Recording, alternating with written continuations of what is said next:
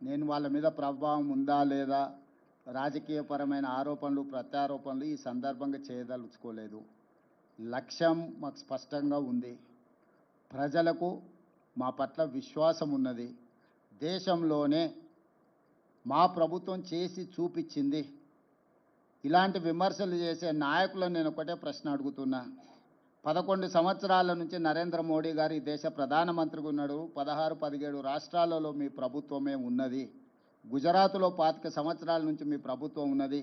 మీరు అధికారంలో ఉన్న రాష్ట్రాలలో చేసి మీరు ఆదర్శంగా నిలబడి ఉంటే ఈరోజు తెలంగాణ మోడల్ని మీరు అనుకరించండి అని చెప్పే అవకాశమా మాకు రాకపోతుండే కదా. రాజకీయంగా లబ్ధి పొందాలన్న ఆతృతగా అనిపిస్తుంది వాళ్ళ మాటలలో తప్ప పకడ్బందీగా కులగణన చేయాలి, జనగణనలో కలపాలన్న ఆలోచనే చేయలేదు. చేయాల్సిన జనగణన కూడా 2021లో చేయకుండా వాయిదా వేసిండ్రు. ఇవాళ అది కూడా చేయాల్సిందే అని చెప్పి మేము ఒత్తిడి తీసుకురావడంతో ఈరోజు వాళ్ళు ముందుకు వచ్చిండ్రు. ఏది ఏమైనా స్థానిక బీజేపీ నాయకులకు కొంత అసూయ, అసంతృప్తి, మోడీ గారు రేవంత్ రెడ్డి గారి విధానాలను అనుకరిస్తున్నాడు అని కక్కలేక మింగలేక దుఃఖంతో ఉన్నారు. ఇంకా వాళ్ళని ఎందుకు చారి ఇబ్బంది పెడతావు?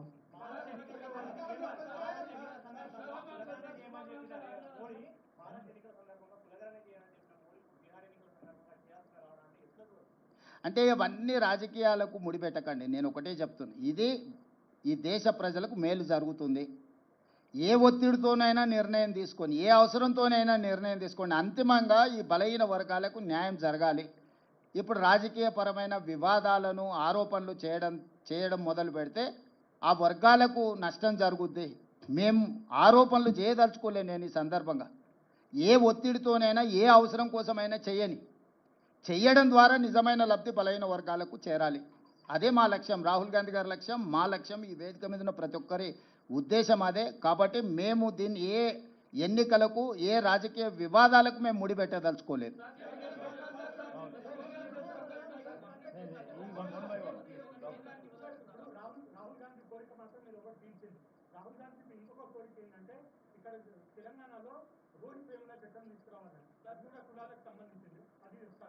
Good question Rahul. ప్రభాకర్,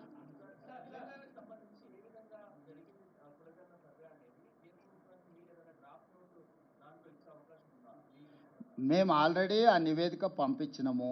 ఫర్దర్గా వాళ్ళకి ఏదైనా కావాలనుకుంటే ఒక డెలిగేషన్, ఆఫీసర్స్ డెలిగేషన్ కానీ గ్రూప్ ఆఫ్ మినిస్టర్స్ వచ్చినా కూడా పవర్ పాయింట్ ప్రజెంటేషన్ ఇచ్చి మా అనుభవాలను అన్నిటిని కూడా వాళ్ళతో పంచుకుంటాము. వాళ్ళు ఇక్కడికి వచ్చిన సమాచారాన్ని ఇస్తాం, లేదు మమ్మల్ని రమ్మంటే కూడా ఢిల్లీకి వెళ్తాం. ఇక్కడ రాజకీయంగా పంతాలకు పట్టింపులకు మేము పోదలుచుకోలేదు. ఈ ప్రక్రియ పకడ్బందీగా చేసి సరైన సమయంలో మనం చేస్తే వీళ్ళందరికీ మేలు జరుగుతుంది. వీళ్ళ కోసం ఒక మెట్టు దిగడానికి కూడా, బలహీన వర్గాల కోసం ఒక మెట్టు దిగడానికి కూడా మా ప్రభుత్వానికి ఎలాంటి భేషజాలు లేవు.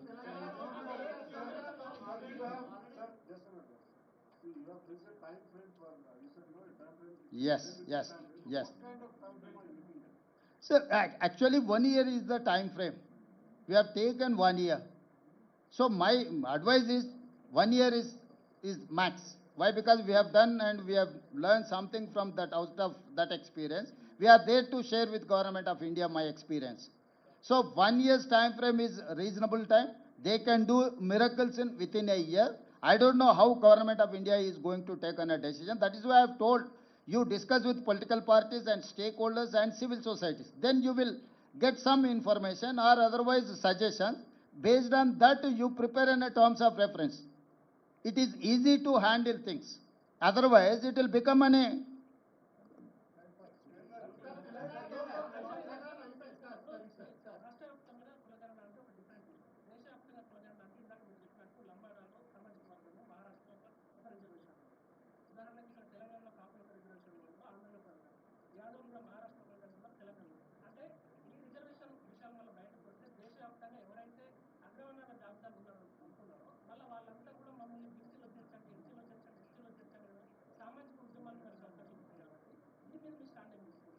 ఇప్పుడు వాస్తవంగా దీన్ని గందరగోళపరిచే వాళ్ళు లేవనెత్తుతున్న అంశాలు, ఏ రాష్ట్రానికి ఆ రాష్ట్రానికి రిజర్వేషన్లు, ఆ సామాజిక వర్గాల నేపథ్యాన్ని తీసుకొని నిర్ణయాలు జరిగినాయి.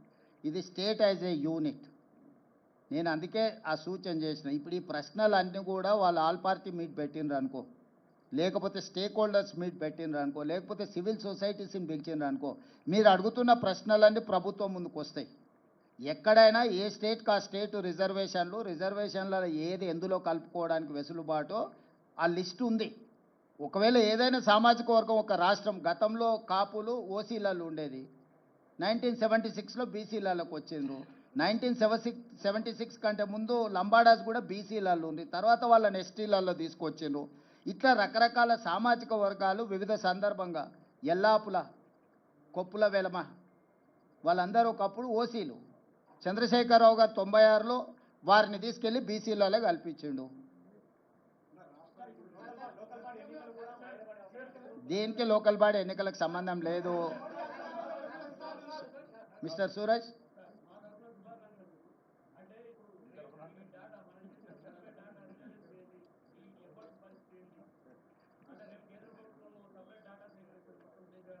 ఏ డేటా సేకరించినా సూరజే ఉంటాడు, పొన్నం ప్రభాకరే ఉంటాడు కదా. వారు వీరు గారు, వీరు వారు గారు, వాళ్ళందరిని వచ్చి సేకరించమంటున్నాం. మేము ముందు నుంచి కూడా చెప్పినాం, అయ్యా మేము ఒక విధానంతోనే ఒక ప్రక్రియ ద్వారా సంపూర్ణమైన సమాచారాన్ని సేకరించడం, 97% జనాభా ఈ ప్రక్రియలో పాల్గొన్నారు, ఇవి లెక్కలని చెప్పినాం. కేంద్ర ప్రభుత్వం ఇంకా మెరుగైన ప్రక్రియ ఏదని చేపడితే మంచిదే కదా, మాకేం అభ్యంతరం లేదు. మేము ఇంటింటికి వెళ్ళి 150 కుటుంబాలను, 150 ఇండ్లను ఒక గ్రూప్గా, దానికి ఒక ఎన్యూమరేటర్ను పెట్టి 60 రోజులు సమయం ఇచ్చినాం. ఓ రోజు సూరజ్ ఏదైనా పని మీద పెళ్ళికో పేరంటానికి పోతే కూడా తెల్లారైనా మళ్ళీ పోయి నమోదు చేయించుకొని రాని. దాంట్లో ఎవరైతే నమోదు చేయించుకున్నారో వాళ్ళు సంతకం తీసుకున్నాం. అధికారి ఆయన సొంతంగా రాసుకొని ఆయన సంతకం పెట్టుకొని రాలే. ఆ కుటుంబ పెద్ద దగ్గర, కుటుంబ వ్యక్తుల దగ్గర కూర్చొని ఆ కుటుంబ పెద్ద ఎవరు, కుటుంబంలో ఉన్న సభ్యులు ఎంతమంది, వాళ్ళు ఏ సామాజిక వర్గము, వాళ్ళకి ఏమేమి లబ్ధి పొందుతున్న ప్రభుత్వ పథకాలు, రాజకీయంగా ఏమైనా రిజర్వేషన్లు పొందినరా, అన్ని వివరాల ప్రశ్నపత్రంలో ఉన్నాయి. ఎవరు ఏది నిజం చెప్పినా అబద్ధం చెప్పినా, ఆస్తుల అప్పుల విషయంలో నిజాలు అబద్ధాలు చెప్పొచ్చు, కానీ కులాల వివరాలు ఎవరు కూడా అబద్ధం చెప్పరు. ఇది 100% నా సంపూర్ణమైన విశ్వాసము.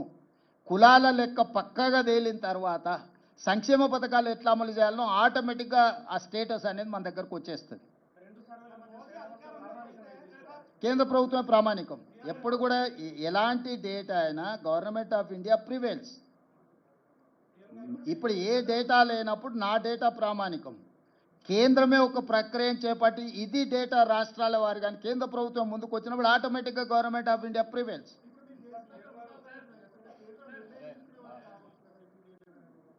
ఇప్పుడు వృధా కాదు, దేశానికి ఉపయోగపడ్డదని మేము చెప్తున్నాం. రోల్ మోడల్ తెలంగాణ అని ఎందుకు చెప్తున్నాం?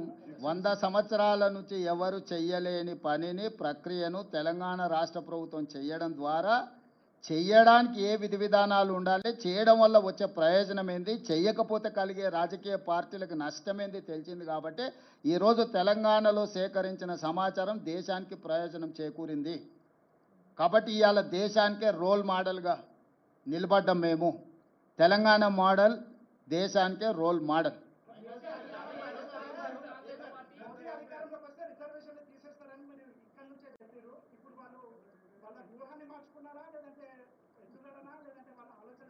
ఇప్పుడు సిద్ధు వాళ్ళు ఎందుకోసం చేస్తున్నా అనే దానికంటే దీనివల్ల ప్రజల ప్రయోజనం ఏందో చూడాల్సిందే.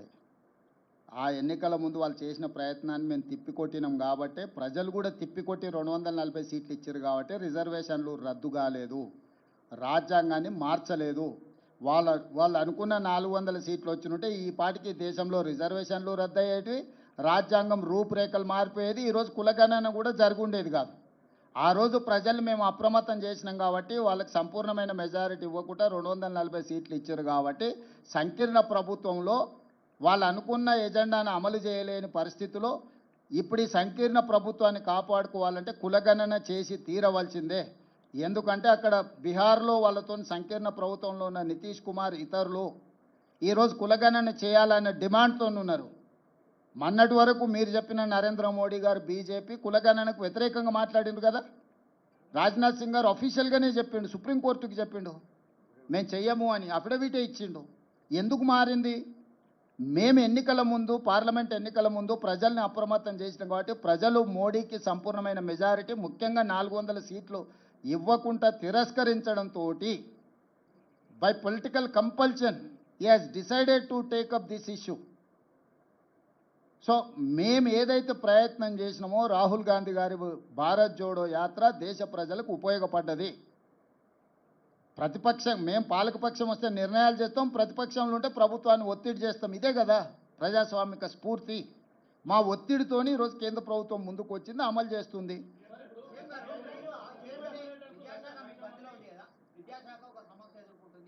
ఇక అది ఇప్పుడు ఇది మాట్లాడుకున్నాం. ఇప్పటికాడికి దీనికి మాట్లాడదాం. ఇక్కడ ఇక్కడ దేని విషయం మాట్లాడదాం.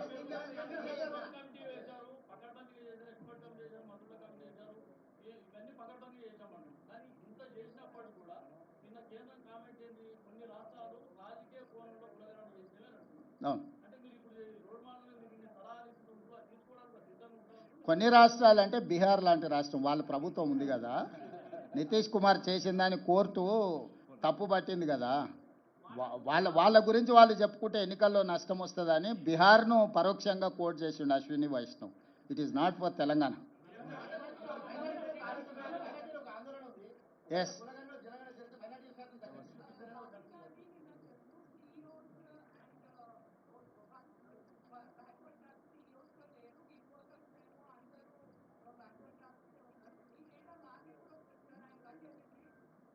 ఆయన ప్రధాన ప్రతిపక్ష నాయకుడు, ప్రజాప్రతినిధి కాబట్టి వారికి కొంత సమాచారం ఉంటుంది. మీరు ఈడనే ఉన్నారు లోకల్గా, you are live witness for everything.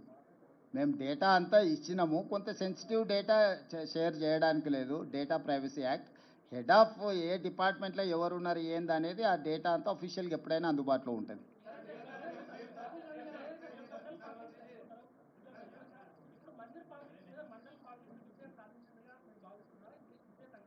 ఇప్పుడు జనగణనలో కులగణనే ఎత్తుకుందాం, అది ఒక్కదాన్నే ఎత్తుకుందాం మనందరం కలిసి.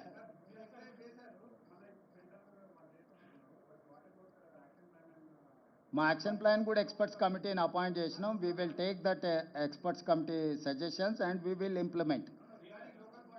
Yes, it is there, it is under process. ఇప్పుడు ఈ ప్రెస్ మీట్ అనేది నిన్న కేంద్ర ప్రభుత్వం తీసుకున్న నిర్ణయం మీద రాష్ట్ర ప్రభుత్వం సహకారానికి సంబంధించి మీరు ఏ ప్రశ్నలు అడిగినా దానికి రిలేట్ చేసి అడగండి.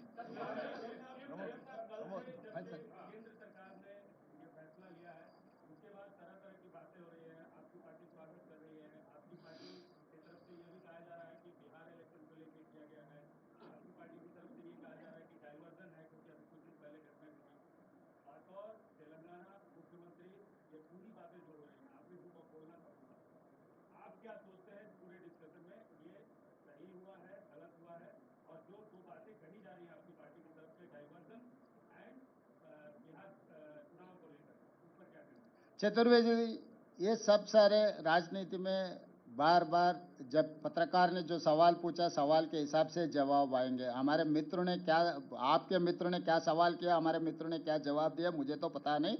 जहाँ तक मुख्यमंत्री होदा से मैं एक ही बात साफ कहना चाहता हूँ, जो तेलंगाना पहले कदम उठाए, मोदी जी ने मान लिए तेलंगाना कदम सही है.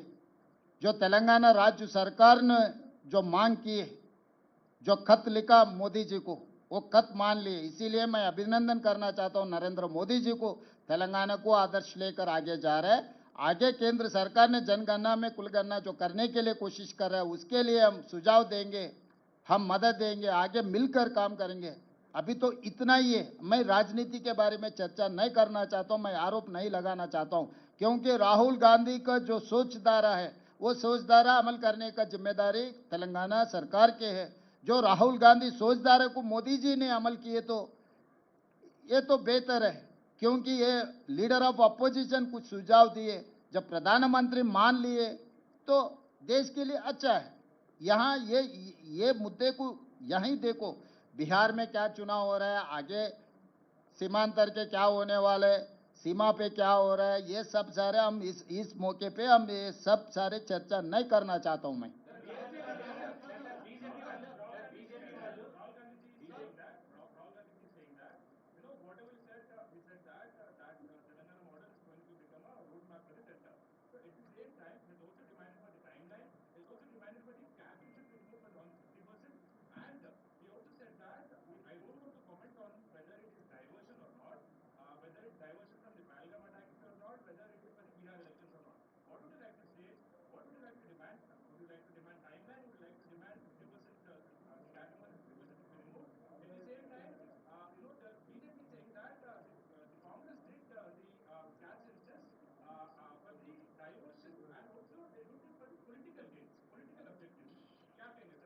भाई ये अभी मैं वही बोल रहा हूँ ना, इन लोगों को पता नहीं है मोदी क्या सोच रहा है, किसको फॉलो कर रहा है। ये छोटे छोटे लोग ये गलियों में कुछ ना कुछ कहते रहते हैं। किशन रेड्डी, संजय जी जो कह रहे हैं आपको ज़्यादा ध्यान मत दो, क्योंकि केंद्र सरकार में क्या हो रहा है, मोदी जी क्या सोच रहा है, मोदी जी किससे मिल रहा है, किससे सुझाव ले रहे हैं, इन लोग बच्चों को कोई पता नहीं है। सो ये बच्चों के बातों में हम नहीं पढ़ना चाहता है। जो केंद्र सरकार ने जो काम कर रहा है वो सही किए तो हम लोग सही काम को हम पहचानेंगे। राहुल जी कल he has appreciated Narendra Modi and union government. Once my leader is appreciated union government, then there is no point to going back. Ashish.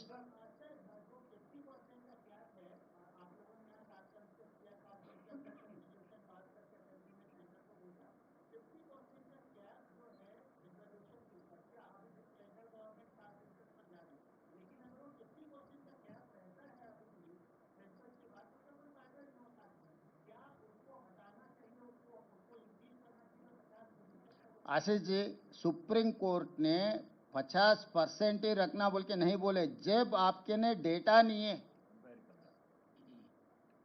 जनगणना में कुलगणना नहीं किए, जब आपके ने डेटा नहीं है तो आप 50% के आगे कैसे जाएंगे, ये सवाल किया था। जब तक आप ये काम नहीं कर सकते उसको बढ़ा नहीं सकते। ईडब्ल्यूएस में 10% बढ़ा दिया, अभी 50% होके 60% हो गए। आगे ओबीसी के लिए जो करना है, हम लोग जो 42% रेजोल्यूशन पास किए, जब ये पूरा इकट्ठा होकर अगर डेटा मिले ना, डेटा मिल गए तो काम खत्म। वहीं से अब रिजर्वेशन बढ़ाने का काम शुरू हो जाएंगे।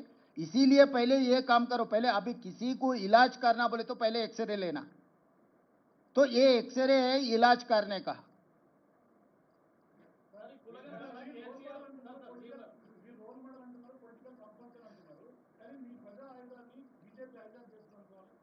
దేశ ప్రజలకు ఉపయోగపడ్డప్పుడు ఎవరు మమ్మల్ని ఆదర్శంగా తీసుకున్నా మాకేం అభ్యంతరం లేదు. ప్రపంచమే మేము కాంగ్రెస్ పార్టీ స్వతంత్రం కోసం కొట్లాడినప్పుడు ప్రపంచ దేశాలు చాలా వరకు మమ్మల్ని ఆదర్శంగా తీసుకొని కొట్లాడినరు. Mahatma Gandhi Congress party president. శాంతి ద్వారానే ఒక పెద్ద యుద్ధాన్ని గెలిచిండు. హింస లేకుండా యుద్ధాన్ని గెలవడం ప్రపంచంలో ఎవరైనా సాధించిండ్రా? మహాత్మా గాంధీ గారు హింస అనేదే లేకుండా ఒక యుద్ధాన్ని గెలిచి ఒక దేశాన్ని స్వతంత్రం ఇచ్చిండు. ప్రపంచమంతా దాన్ని, నేను నిన్నగా మొన్న జపాన్ పోయిన, హిరోషిమా నగరంలో మహాత్మా గాంధీ గారి ఎక్కడైతే న్యూక్లియర్ బాంబు ప్రయోగించిందో అక్కడనే మహాత్మా గాంధీ గారి స్టాచ్యూ పెట్టుకొని వారిని ఆదర్శంగా తీసుకొని, జపాన్ దేశానికి సైన్యమే లేదు తెలుసు కదా, శాంతి ద్వారా ప్రపంచాన్ని జయించవచ్చని గాంధీజీని ఆదర్శంగా తీసుకుంటే గొప్పగా అనుకోవాలి తప్ప దాన్ని తప్పుగా ఎందుకు అనుకుంటాము? ఈరోజు రాహుల్ గాంధీని నరేంద్ర మోడీ గారు ఆదర్శంగా తీసుకుంటే అది ఒక గొప్ప విషయము. మహాత్మా గాంధీ అయినా రాహుల్ గాంధీ అయినా ఈ దేశ ప్రజలకు ఏం కావాలనో ముందుగానే ఆలోచన చేసి దాన్ని అమలు చేయడానికి సర్వం ఒడ్డుతారు. ఎవరైనా ఆ దారిని ఎన్నుకోవాల్సింది ఒక రోజు ముందు, ఒక రోజు వెనకాల. కాబట్టి రాహుల్ గాంధీ గారి దారిని నరేంద్ర మోడీ గారు వారు పాటిస్తున్నారు అని అంటే అది మంచిదే కదా.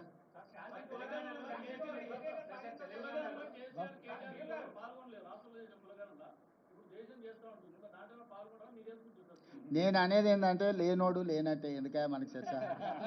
వెనకటికి ఆయన ఒకటి చేసినప్పుడు చెప్పిండు కదా, ఉన్నోడే ఉన్నట్టు లేనోడు పోయినట్టు అని చెప్పిండా.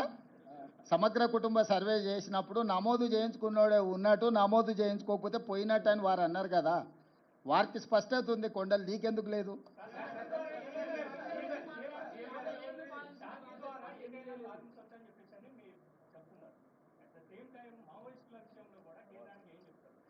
అవన్నీ మొన్ననే చెప్పిన, చర్చలు చేస్తున్నాం. మీరు మళ్ళీ ఇది అయిపోయినాక పెద్దలు కేశవ్ గారు పక్కనే ఉన్నారు, వారు ఆ బాధ్యతను చూస్తున్నారు, మీరు వారితో చర్చించి తీసుకోండి. కానీ ఎక్కడైనా మా ప్రభుత్వము, మా పార్టీ హింసకు వ్యతిరేకము. హింస రాజ్యము చేసినా, హింస సామాన్యులు చేసినా, హింస సంఘాలు చేసినా హింసకు మేము వ్యతిరేకము. హింస జరగొద్దు, చర్చలు జరగాలి. ఎంత పెద్ద సమస్యకైనా చర్చలే పరిష్కారం అని విశ్వసించే పార్టీ సిద్ధాంతం మాది. కాబట్టి ఏ దానికైనా చర్చలే పరిష్కారం, చర్చలు చేయాలన్నదే మా ఆలోచన. కాకపోతే అధికారికంగా మా కేంద్ర పార్టీతో కూడా మాట్లాడి నిర్ణయం తీసుకుంటాం. ధన్యవాదాలు.